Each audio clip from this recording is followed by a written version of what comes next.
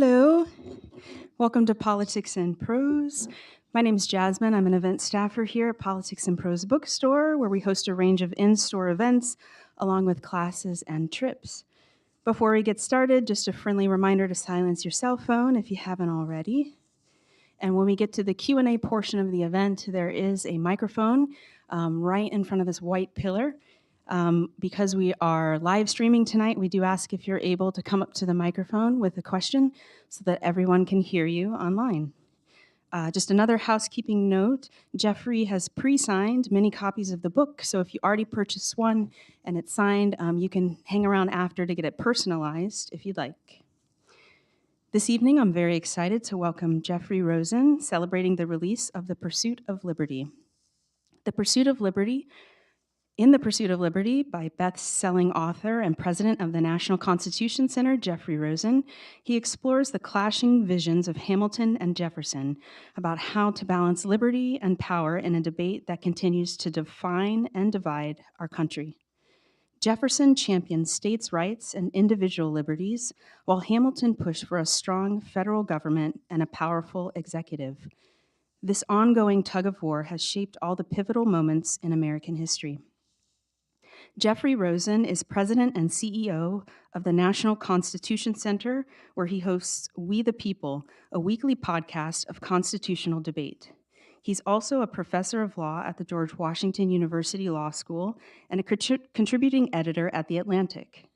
Rosen is a graduate of Harvard College, Oxford University, and Yale Law School. He is the author of 9 books, including the New York Times bestsellers, The Pursuit of Happiness, and Conversations with RBG. His essays and commentaries have appeared in the New York Times Magazine, on NPR, in the New Republic, where he was the legal affairs editor, and in the New Yorker, where he has been a staff writer. Without further ado, please join me in welcoming Jeffrey Rosen.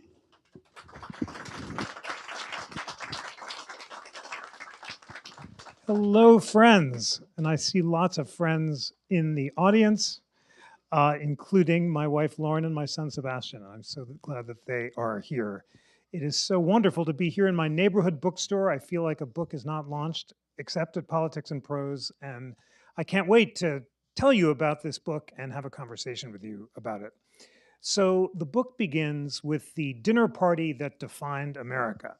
This is not the one celebrated in the Hamilton musical, in the room where it happened, where Hamilton and Jefferson make a deal to move the capital from New York to Washington in exchange for assuming the national debt.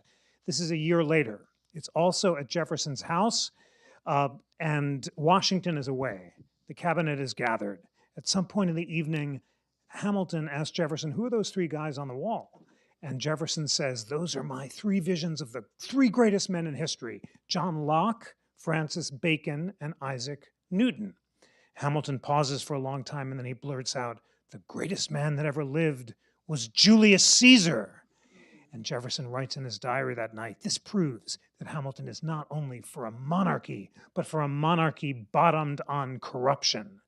And then he goes on to found the Democratic Republican Party in supposed opposition to the alleged Caesarism of Hamilton and the Federalists. And for the next 150 years, this question of whether the Federalists and their successors, the Whigs, and then the Republicans, are in fact crypto-monarchists yearning to resurrect Caesarism in America is the main question in American politics. Now, Hamilton and Jefferson, despite their intense dislike of each other, believe that they have found a crypto-Caesar in Aaron Burr.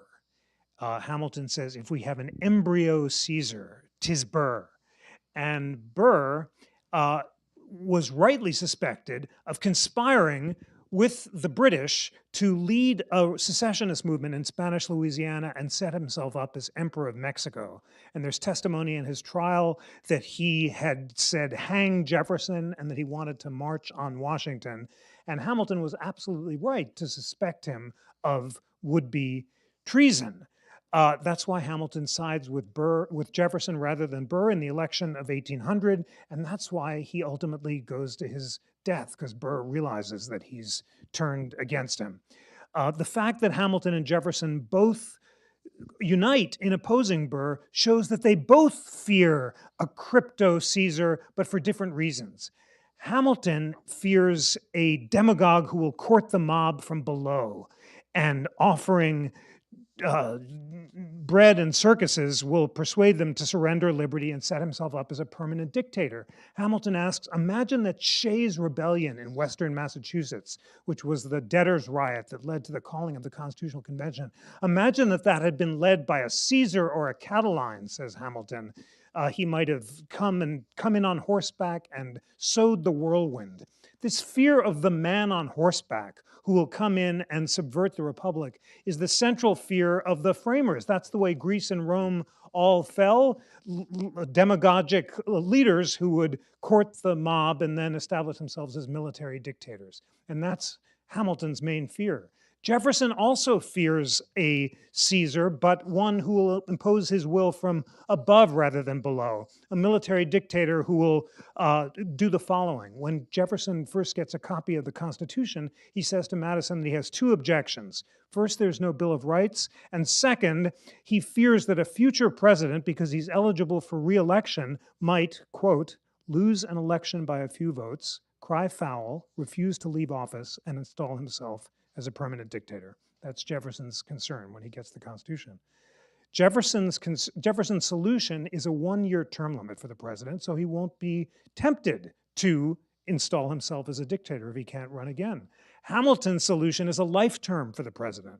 If he well, that was the reaction when he made that suggestion in the Constitutional Convention. There was a gasp because he said a life term will free the president from the need to corrupt the people and will allow himself to serve the public good. And this, you're not convinced by that. This defines the difference between their approach to executive power. Hamilton wants the strong president who can look to national interests and favor security and financial trade, and Jefferson wants a weak president who will administer Congress's will and defer to yeoman farmers ruling in their rural shires. And this leads to a broader disagreement about the relationship between liberty and power that centrally defines their clash and has defined American politics ever since. For Jefferson, every increase in power threatens liberty. For Hamilton, increases in power can secure liberty. Hamilton favors national government, Jefferson states' rights. Hamilton wants liberal construction of the Constitution, Jefferson strict construction. Hamilton favors rule by elites, Jefferson democracy. Hamilton favors the urban classes of the financiers, Jefferson the rural farmers. And these basic cleavages have defined American politics ever since. There's an image that came to my mind when I thought about the centrality of the ideas of Hamilton Jefferson. They're like golden and silver threads woven throughout American history. Sometimes they cross, sometimes they pull apart, sometimes so far that they threaten to snap, but it is the productive tension between the ideals that sustains the center of the American idea, and it's on the rare occasions when radical extremists have rejected the ideals entirely that the shooting begins. Think about the history of violence in America, which is strikingly rare, as the historian Richard Hofstadter said. The first major instances were Shays' Rebellion and the Whiskey Rebellion. And think of Hamilton's different responses to those uprisings. Hamilton, as always, wanted to literally ride in on horseback with himself at the front of a brigade that would put down the insurrection. And Jefferson always wanted to pardon the rebels, and he, in fact, had a chilling endorsement of the violence of the French Revolution, where he said something like the blood of liberty has to be moistened with the blood of tyrants, and he seemed to endorse open violence. When it came to the Whiskey Rebellion, which is the rebellion in Western Pennsylvania against Hamilton's hated whiskey tax, which was the centerpiece of his way of raising funds to assume the national debt. Farmers rise up in Western Massachusetts. They need grain to make grain for whiskey. It's their main source of revenue. This hapless federal tax collector keeps gamely coming in, and they tar him and feather him. They set his house on fire. He keeps coming back. They keep tarring and feathering him. And Hamilton persuades Washington literally to set off in a military brigade. It's the only time in American history that a president has ridden into battle while he's sitting in the White House. He has a bad back, so he has to ride in a carriage. He can't display himself on horse.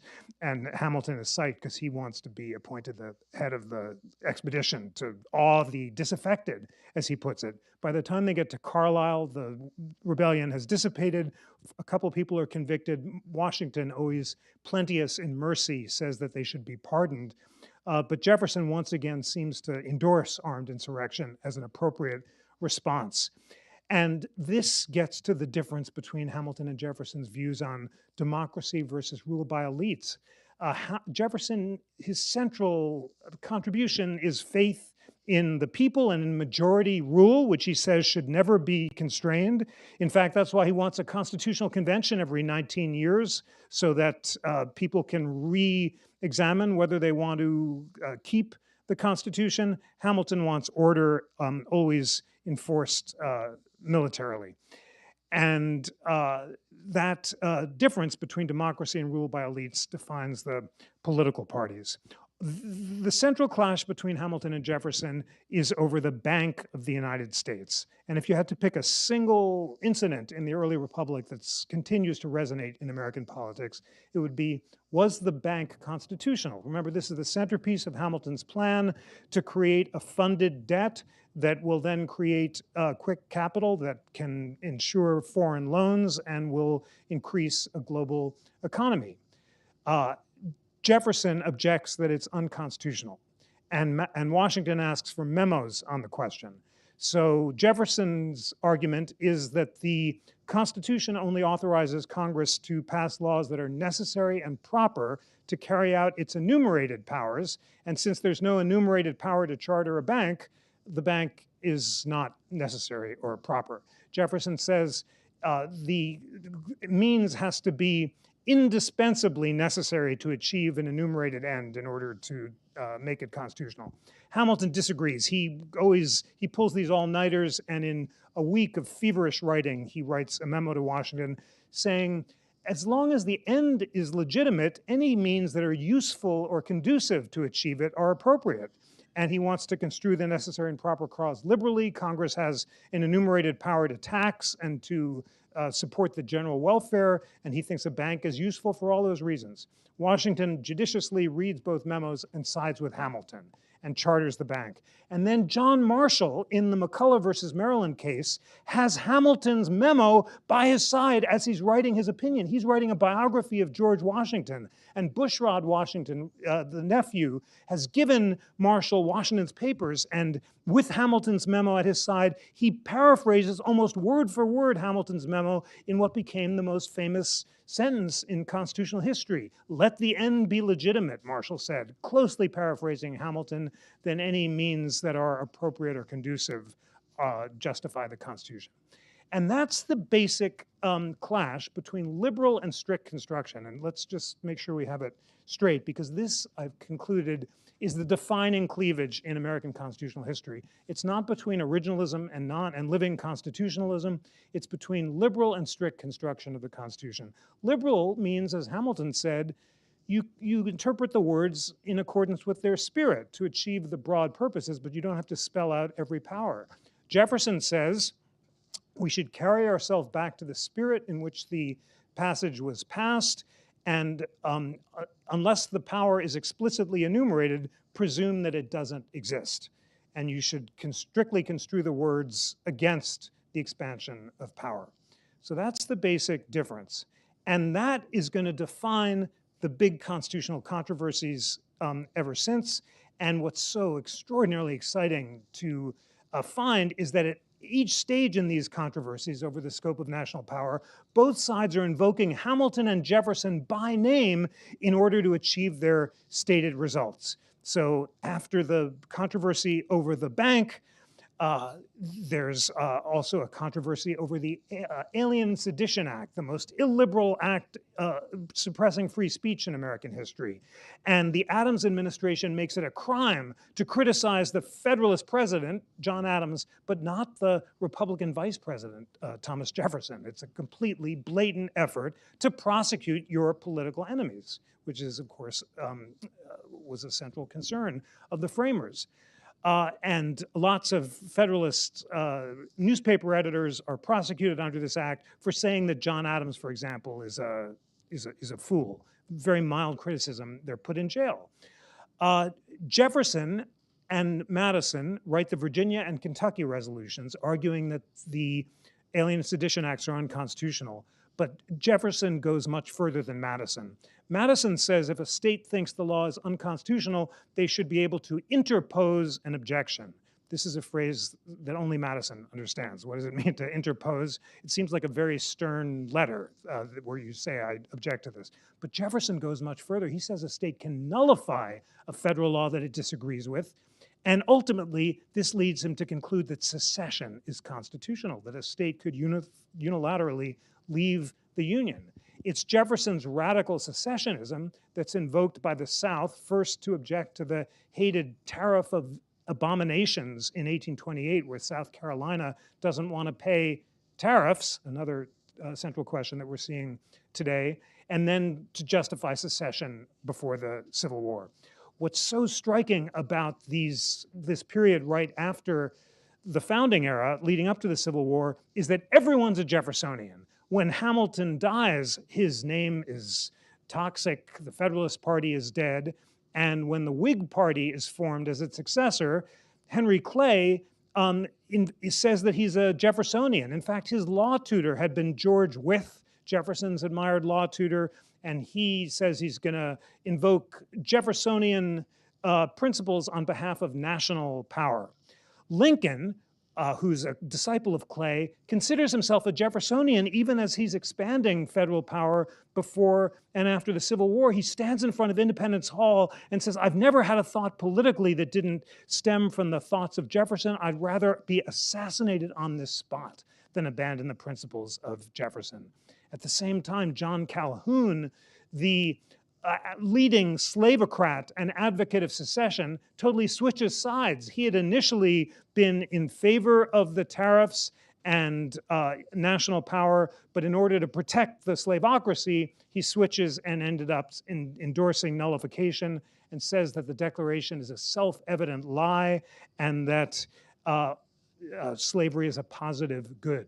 It's those rare occasions in American history when extremes reject the principles of the Declaration and of Jefferson and Hamilton entirely, that the shooting begins, and indeed the war came, as Lincoln says.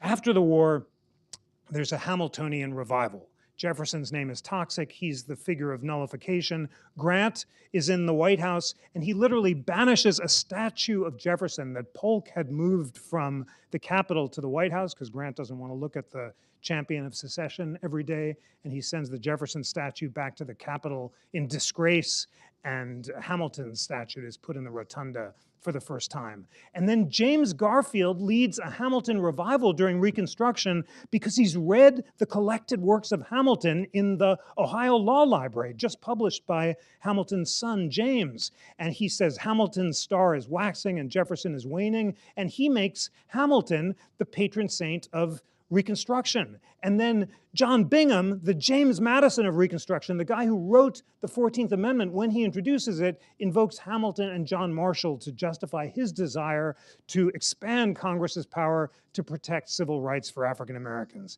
Hamilton is in the ascendant. Congress passes this Reconstruction legislation, and then what happens? The Supreme Court brutally strikes it down. And I must say, you're nodding, I didn't realize how shocking the level of first racist violence and then open subversion of the clear original public meaning of the Reconstruction Amendments took place until digging into the history. And if there's one villain of the book is Joseph Bradley. This is the railroad lawyer who's appointed because he's supposed to sustain the Gold Clause cases. Lincoln has to print paper money in order to fund the Civil War. He's afraid the Supreme Court's going to strike it down. He wants to appoint justices who will broadly construe Congress's power to regulate the economy. Lincoln dies. Congress reduces the Supreme Court by 2 seats in order to deny Andrew Johnson the power to make any appointments. Then the court does, in fact, strike down the Gold Clause cases. Grant comes in. He, hours after the decision striking down the Gold Clause comes down, appoints 2 justices to reverse the decision. And within 6 months, Joseph Bradley and his colleague reverse the decision and uphold Congress's power to regulate gold. Everyone thinks that this is a political effort to pack the court, and that's what Chief Justice Chase said. He said that the only thing that's changed is the composition of the court. This is pure politics, and he strongly objects. So it looks like Bradley is a big congressional power guy because he's upheld the power to print paper money. And he is in all cases except for race. And it's Bradley who writes the most infamous decision during Reconstruction after the Colfax massacre arising out of the Louisiana election of 1872. Hundreds of black men burnt and killed in the Colfax County courthouse trying to defend the Republican power after the most violent election in American history in 1872 in Louisiana. They've clearly been the victim of racist violence, but Bradley for the Supreme Court strikes down the Ku Klux Klan Act of 1877 on the grounds that Congress has no power to regulate private violence as opposed to state-sponsored violence. It's obvious to everyone that this is racist violence tolerated by the state, but Bradley strikes it down. And then he goes on to strike down the Civil Rights Act of 1875, the most important civil rights act in American history before the one 100 years later, again on the grounds that Congress has no power to broadly regulate private discrimination. The only dissenter is John Marshall Harlan, named after the great acolyte of Hamilton. His dad is a big nationalist, who invokes the theories of Hamilton and Marshall and says that he imagines someday this strict construction of the Constitution will be repudiated, and it finally is 100 years later. Harlan is the head of the Alexander Hamilton Memorial Association, and Hamilton stars in The Ascendant, and the statue of Hamilton that's now in the back of the Treasury is put up, and everyone's a Hamiltonian. And then in the Progressive era, Theodore Roosevelt and Woodrow Wilson and William Howard Taft in the election of 1912 are all Hamiltonians who've written biographies of Hamilton. And Theodore Roosevelt reads a book by Herbert Croly called The Promise of the American Life. He was the founder of the New Republic. I worked at the New Republic for 20 years. I started off there in DC, and it was reading Croly that persuaded me to write this book.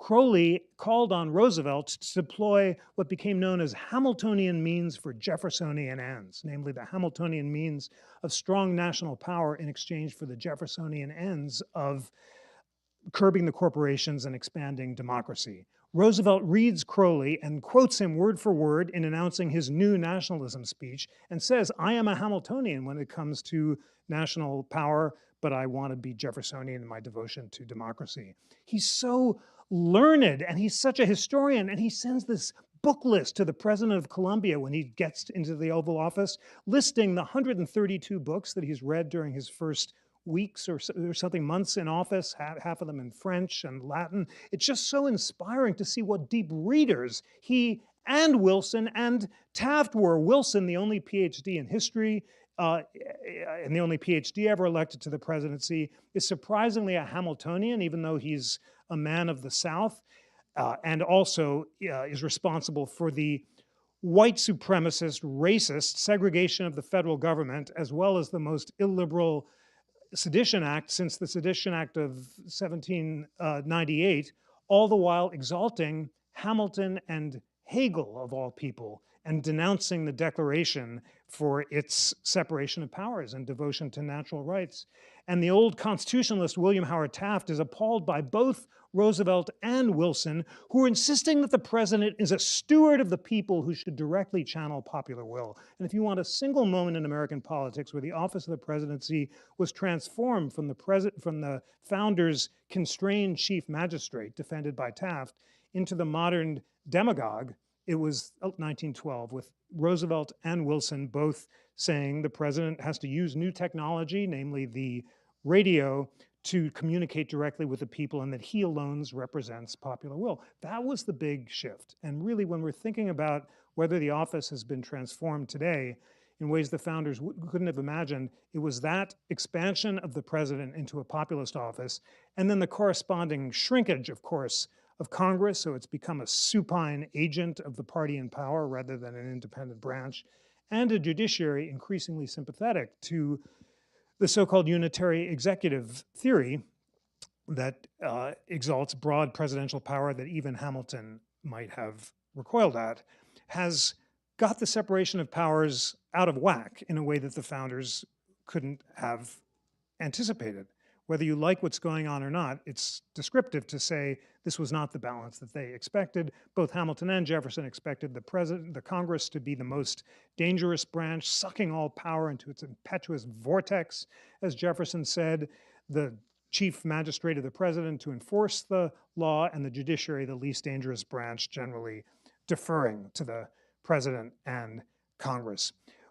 As we try to understand how we got to this unbalanced state of affairs, let's think about 20th century history and the shifting fates of Hamilton and Jefferson. And here the story just gets so dramatic. So Hamilton's in the ascendant in the 20s. Coolidge and Harding are all embracing him as the patron saint of capitalism, and everyone's a Hamiltonian. Then 1929, the stock market crashes and Hamilton's stock crashes too. No one wants the defender of the Gilded Age in the middle of the Depression. Then Franklin Roosevelt reads a best-selling book called Hamilton versus Jefferson, The Struggle for Democracy Over Aristocracy. It's written by a journalist called Claude Bowers. He's also the author of a book on Reconstruction that endorses the racist Dunning School, which exalts the old cause of the supremacist South. But it's an incredibly compelling narrative. Roosevelt invites Bowers to speak at the 1928 Democratic Convention. He runs for president in 1932 as a traditional Jeffersonian devoted to limited government, and then he wins, and with what can only be called chutzpah, he decides to reinvent Jefferson as the patron saint of the New Deal administrative state. Not exactly what the limited government Jefferson would have approved of, but Jefferson emphasizes him as the prophet of democracy rather than libertarian limited government. And FDR builds the Jefferson Memorial and puts Jefferson on the nickel and views himself as the second coming of Thomas Jefferson. And his last speech, the day he dies in Warm Spring, prepared for Jefferson's birthday, April 13th, invoked Jefferson as the prophet of democracy in the future. So Jefferson is now the patron saint of the New Deal, and he's supposed to approve of the broadening administrative state. But then Ronald Reagan says that he left the Democratic Party in 1960 because it had abandoned the principles of Jefferson and limited government. And with shrewd attention to the fact that FDR had originally run as a limited government Democrat rather than a prophet of democracy, Reagan decides to reinvent the Republicans as the party of Jefferson and limited government.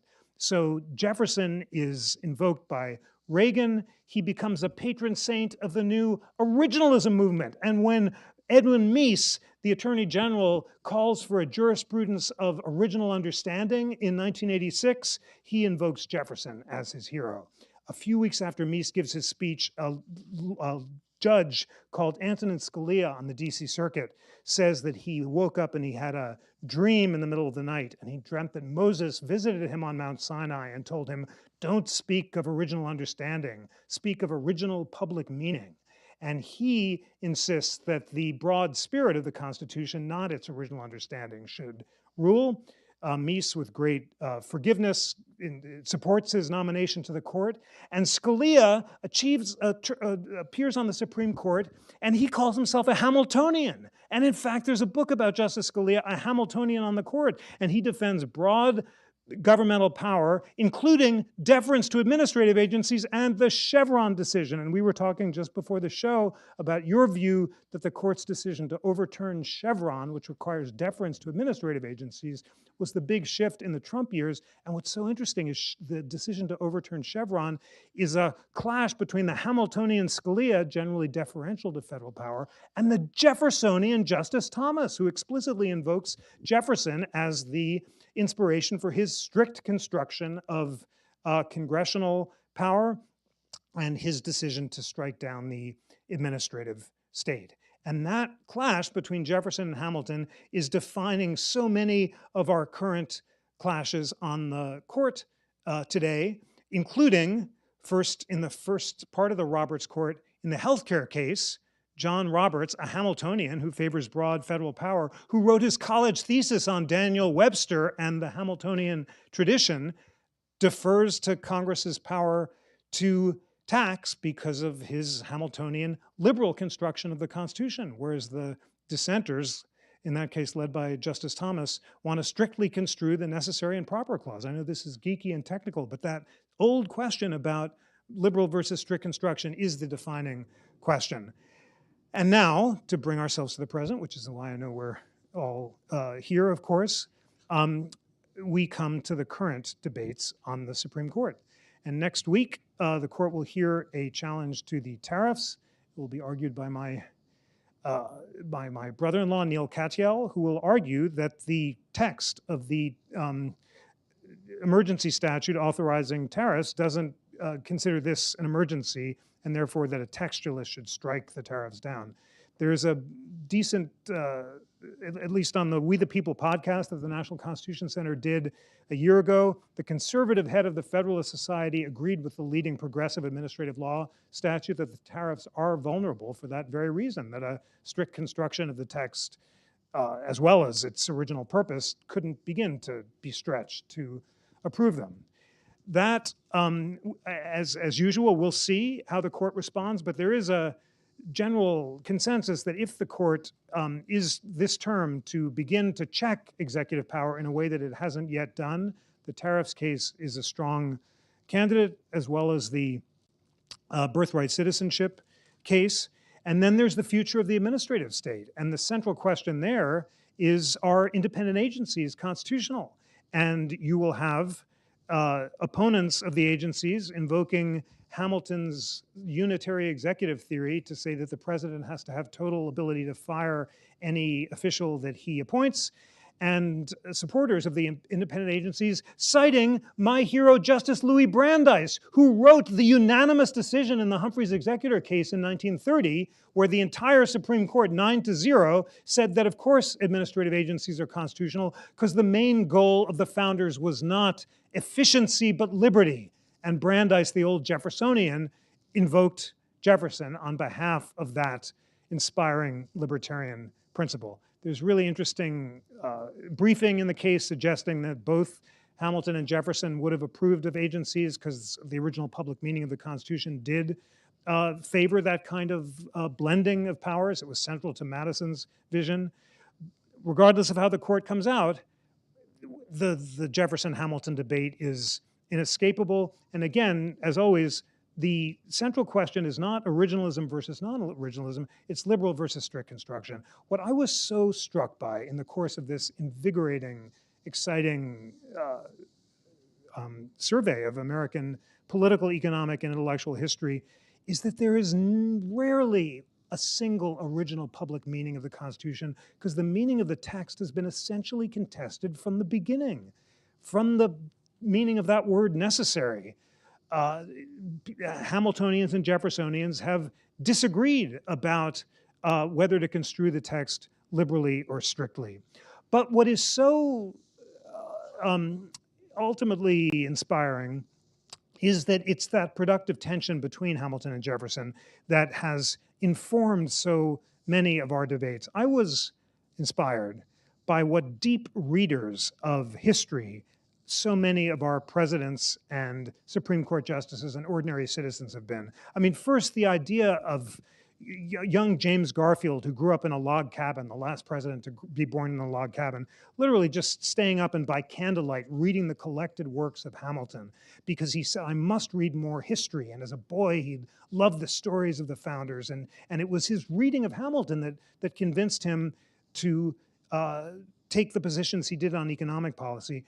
Garfield is not alone. Think of the presidents throughout history who have been deep readers and writers about history. It was John Quincy Adams who first, at the Jubilee of the Constitution, traced the rise of American political parties back to that initial debate between Hamilton and Jefferson over national power versus states' rights. And he calls on all citizens to cleave to the principles of the Declaration and the Constitution. Then Martin Van Buren, who, after serving as Andrew Jackson's vice president, becomes president, writes the first political history of the United States, a really deep one, and he traces our fissures back to the division between democracy and aristocracy. Then, of course, Lincoln in his log cabin, literally counting up the framers of the Constitutional Convention who were pro and anti-slavery, and after reading Madison's notes, concluding that it's a libel on the framers to say that it's a pro-slavery Constitution, with an originalism more accurate than Roger Taney himself. Then Garfield and those 1912 guys, Theodore Roosevelt and Taft and Wilson. Then FDR, tracing his own ancestry back to Jefferson while collecting his stamps. Harry Truman, maybe the most inspiring autodidact of all, who would fall asleep and burn a hole in the pillow because he'd leave the lamp on while he was reading the original texts of the Jefferson letters, which he could quote from memory. JFK, who didn't write all of Profiles in Courage, but was a student of the framers and was able to quote them, and of course came up with the best line about Jefferson anyone has ever created. When the Nobel Prize winners gathered, he said, this is the greatest collection of talent at the White House with the exception of when Thomas Jefferson dined alone. And then we have Nixon, who memorably said, I may not be educated, but I do read books. And he loved history, and he thought about not abiding by the Watergate subpoena, not obeying it, but abiding in the Jeffersonian tradition because he'd read the history, although and finally decided to comply. Jimmy Carter obviously wrote and read a lot. And then we come to George W. Bush, who read Cherno's Hamilton biography and always insisted we had to learn from history and cited Hamilton on the Smoot-Hawley tariffs. And then Obama. And of course, President Obama's understanding of Hamilton was informed both by his own deep reading and by the musical. Just last week at the National Constitution Center, I had the incredible honor of giving the Liberty Medal, which the National Constitution Center awards every year, to Ron Chernow and the Hamilton musical. And we had incredible performances from the musical. And I interviewed Chernow, and he noted that when he decided to write the Hamilton book in '98, he did it because Hamilton's name was mud. Hamilton had no constituency. He was viewed as a kind of aristocratic pro-monarchist, and Ron Chernow thought it'd be good to resurrect his reputation. The book comes out in 2004. President Bush endorses it. It's a bestseller. Lin-Manuel Miranda decided to write the musical. He bought the book at an airport, and he was reading it on the beach, and his attention was caught by one line where Chernow said, after Hamilton writes this very dramatic, vivid essay about a hurricane in the local papers, Chernow said Hamilton didn't realize it, but he'd just written his way out of poverty, because that led to local businessmen to take up a collection for him and to send him to the US to be educated. And that inspired Chernow. Chernow premieres the musical at the White House Poetry Jam in 2009 and then debuts it in 2015, 10 years ago. And suddenly Hamilton is the rapping champion of the American dream, an immigrant who is sassy and snappy, and all the pro-monarchism gives way to the fact that he's a relevant icon for a multicultural age. And he's transformed the study of history and transformed Hamilton's reputation. And Obama quotes Hamilton in his Cooper Union address and makes him the patron saint of healthcare reform, and invokes Hamilton's broad construction of the Constitution to justify his main economic reforms. All right, that brings us to the present, and I'll just end with the question on which I began. I said that all of American history has been a fear about the embryo Caesar who would rise up and threaten democratic elections and try to consolidate power in his hands as a military dictatorship. And we are now having a great debate in this country. Is Donald Trump Julius Caesar, or is he Andrew Jackson? Is he the crypto Caesar who wants to run for a third term, as he said he did today, and subvert the Second Amendment, or rather the 22nd Amendment, and call off democratic elections and prosecute his enemies and rule as a military dictator?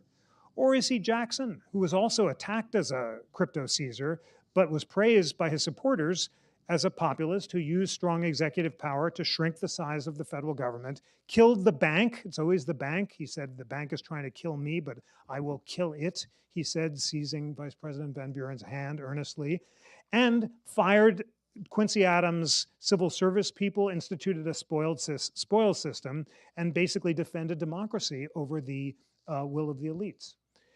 So that's the debate. Is he Caesar or Jackson? I think as a historian, it is too soon to make a judgment about whether President Trump is Andrew Jackson or Julius Caesar. History needs time to make its judgments.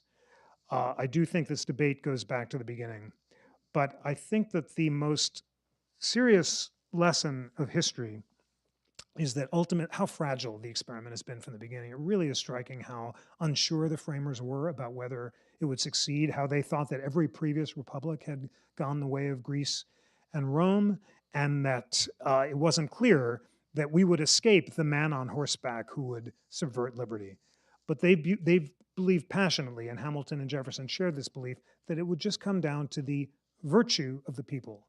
And by virtue of the people, they meant our willingness to educate ourselves about the principles of the Constitution and the habits of civil dialogue so that we could defend liberty and listen to the other side to avoid polarization and tyranny. The central concern of the Civil War had been music that just rises up and gives us a peppy little ending for this discussion of potential Caesarism. And once that music was silenced, the founders were confident that the people would virtuously set down their cell phones and read. And that's actually my closing, so thank you for the call. I have become an evangelist for the necessity of deep reading about history. I wrote this book about the pursuit of happiness, which some of you were here to talk about, and spent a weird year reading moral philosophy and getting up early. And the takeaway from me is that when I wake up in the morning, I have to read before I browse or surf, which has very much changed my life. It allowed me to write this book in a year and a half, which I could never have done without getting out. I'm totally addicted to screens, and I still am, but I at least try to use my mornings productively to read. And when I think about what deep readers, these presidents in their log cabins were, and citizens, how intricate and deep and nuanced ordinary citizens are in invoking Hamilton and Jefferson by name. First, I get inspired to do my own reading, but it's also, this is what the founders thought was necessary to keep the republic, because the arguments are complicated, and the point is to listen to the other side rather than descending into factions and violence. Once it becomes a question of allegiance to the red rose or the white rose, as John Adams said, then you have the entire history of England, which was one of violence and rapine and destruction. And England abandoned the principles of the Magna Carta, and it just became loyalty to one team or the other. And the founders thought that would happen here if things got really polarized and people were more concerned about owning the libs and owning the conservatives rather than listening to the other side and deliberating and being bound by a conversation about the meaning of the Constitution, not a desire to win at all costs. And the only way to get out of this polarization cycle is to start listening and deliberating and realizing that we do not know the answers in advance. These are very complicated questions. And unless we have the humility to open ourselves up to studying them and listening to the other side, then we will go the way of so many other of these failed republics. So it is an exciting time to be alive, because for all the challenges we face, we live in a world where all the books in the world are accessible. We can find them in beautiful temples to reading like this. I think there's nothing more moving than just groups of citizens, of lifelong learners, gathering in bookstores the way you're doing here. I mean, this is the town meetings that the founders thought would really keep the republic. We have an incredible partnership at the National Constitution Center where I'm going around to rural bookstores across America talking about this book and an amazing new civic toolkit that I want you all to check out. It's online and it'll be a paperback in May. The big ideas of the Declaration and the Constitution written about by, listen to this lineup of historians: Danielle Allen on equality, Robbie George on liberty, the great Gordon Wood on government by consent, Akhil Amar has annotated the entire Declaration, Yuval Levin on the separation of powers, Walter Isaacson's going to be in it, all free and online with discussion questions. And you can talk to your kids about it or have reading groups about it or gather in bookstores. So I'm going to places like, we just launched in Harrisburg at Midtown Scholars, this really beautiful bookstore in Harrisburg last week. We're going to places like Cooksville, Tennessee, and Elkhart, Indiana, and Salt Lake City, and New Orleans, where Jamel Bowie and I are going to discuss the unique history of Reconstruction in Louisiana and Reconstruction. And if you want a ray of hope for America today, then imagine what a privilege it is to just go to bookstores, not only in capital cities, but small towns where citizens are just as hungry for learning as each of you are. Some of them are all red and others of them are all blue, but they care about America. They care about history. They want to find a way out of this mess we're in.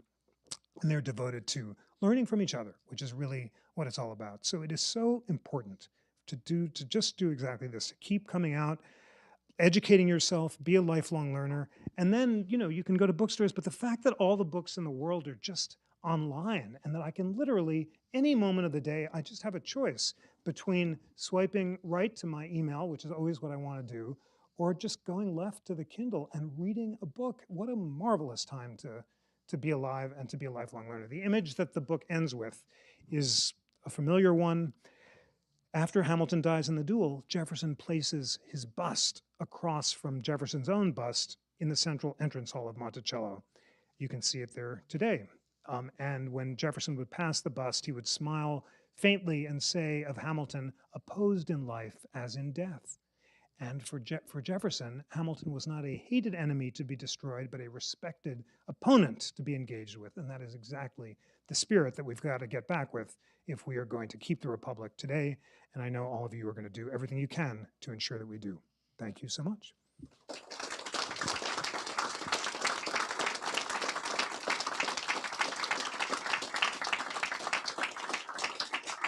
Thank you. Thank you so much. The answer to your question about our dear leader, is it on? No, not yet. She's working it. Yeah, or he's working. Now? Good. Okay. Our dear leader, I think, is not like Jackson or Hamilton. He's like the demagogue who's described in the Federalist Papers, isn't he? Well, that's the question. And they fear the Caesar. They fear that the demagogue... Caesar wrote the Gallic Wars, and I read it in Latin. He isn't like Caesar at all. He's like the demagogue. He's a con man, a thief. He doesn't have any ideology. He just is there for himself, and he doesn't believe that the law applies to him. And you can't say that about Caesar. Thanks for the good words about Caesar. That's excellent. We'll take all the help we can. Thank you, and thanks for your great observation about Chevron, too, which was spot on. A classmate of Hillary Clinton's. And Thank you. It was a real tour de force, your presentation, for sure. I wanted to ask about the expression, the American experiment. It wasn't that many years ago I used to sort of yawn when I'd hear Republicans invoke the expression, and thinking that, well, they're just looking to the past, that there isn't any doubt about the success of the experiment and so forth. But certainly in recent months and years, I don't feel that the experiment is necessarily one that is will be seen as a success in the future. But I would like it if you would try to succinctly state what you think the American experiment is. Thank you. What a wonderful, important question.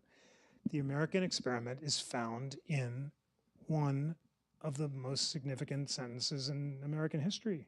We hold these truths to be self-evident, that all men are created equal, that they are endowed by their Creator with certain unalienable rights, that among these are life, liberty, and the pursuit of happiness, that to secure these rights, governments are instituted among men, deriving their just powers from the consent of the governed, and that whenever government becomes destructive of these rights, it is the right and duty of the people to alter and abolish it. So what are those big ideas? Liberty, equality, and government by consent.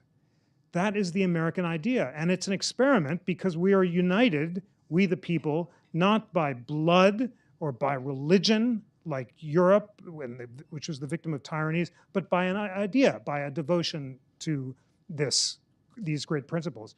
But what's so significant about the Hamilton-Jefferson debate is that Hamilton and Jefferson are united by their devotion to the American experiment, although they disagree essentially about how to balance those ideas, how to measure liberty, equality, and government by consent. And those big debates about democracy versus rule by elites or liberal versus strict construction are all debate, and slavery versus freedom are all debates about the meaning of the ideas. So the point of the experiment is not agreement.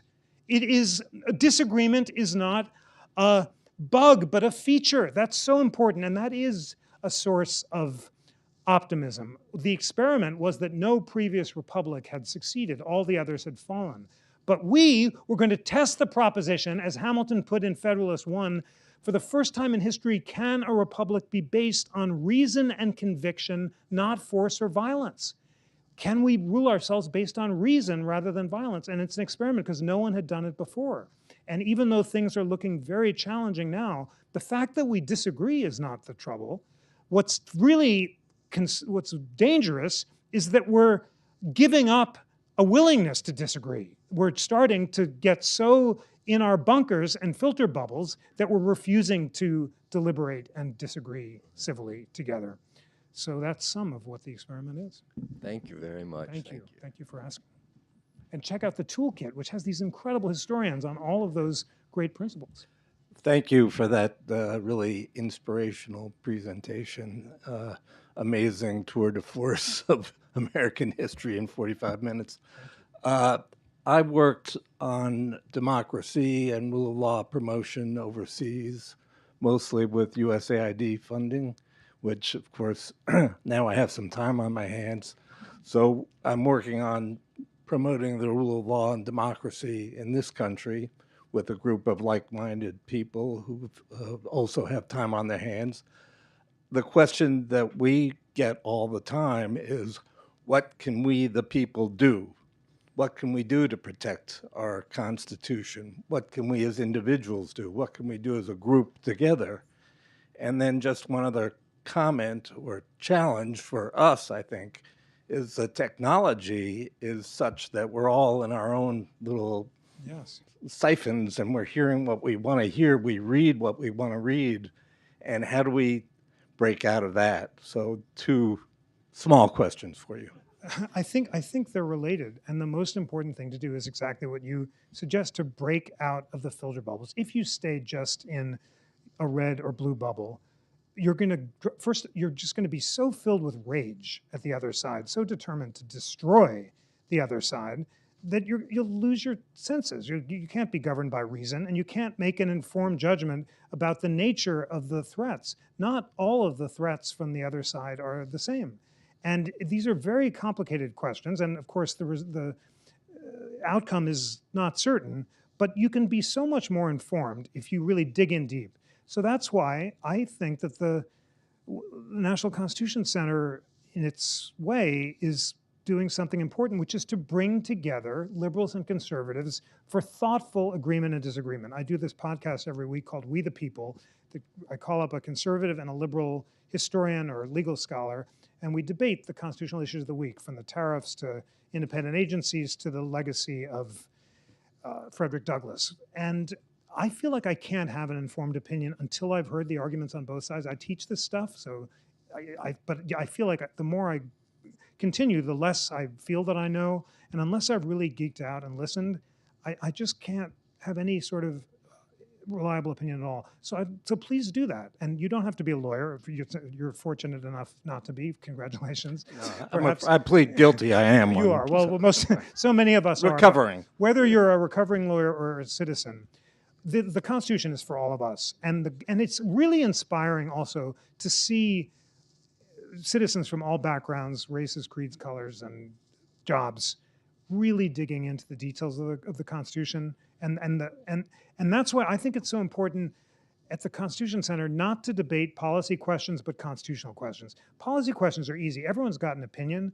I've lost interest in my own opinions.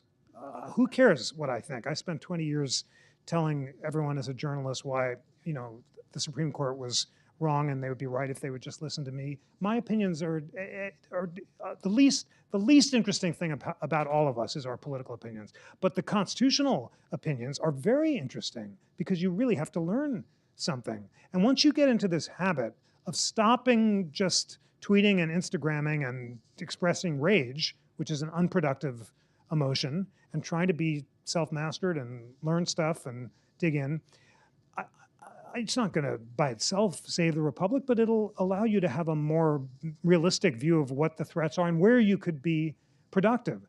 The constitutional reforms are they're complicated and not counterintuitive. Just to take one, in all of the constitutional debates, I've been impressed by Yuval Levin's argument in American Covenant that the most important way of saving the republic would be to get Congress to do its job again, and the most important way to get Congress to do its job would be to reform the committee system so that the speaker doesn't have all the power to run Congress, and instead decisions have to go through the committees, as they always did historically, which requires informing the other side and deliberation.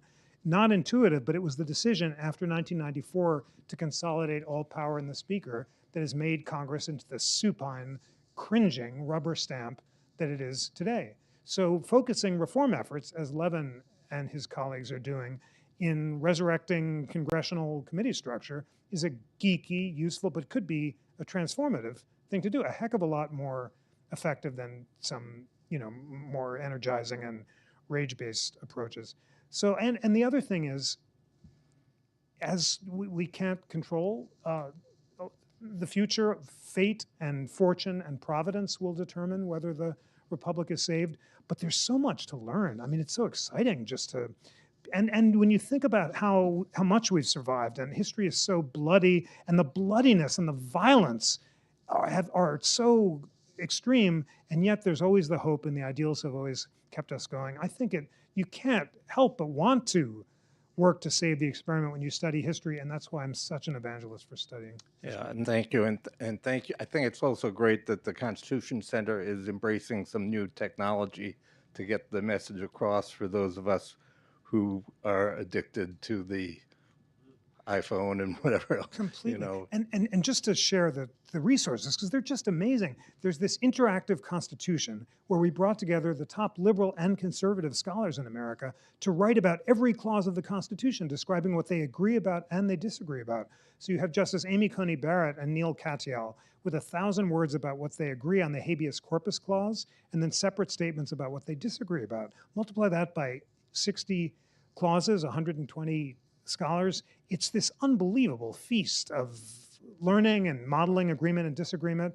We're now thinking about ways of expanding it further with AI, which could further model this thoughtful agreement and disagreement between people of different perspectives in ways that would be challenging. And there's a Constitution 101 class, and with Khan Academy and the podcasts, and it's just marvelous. It's so interesting. Plus, you got to come to Philly and visit if you, if you can as well. Thank you very much. Great, keep reading. Maybe one more. It's just 8, so I'm going to thank you so much for coming, and would love to talk afterward. Thank you for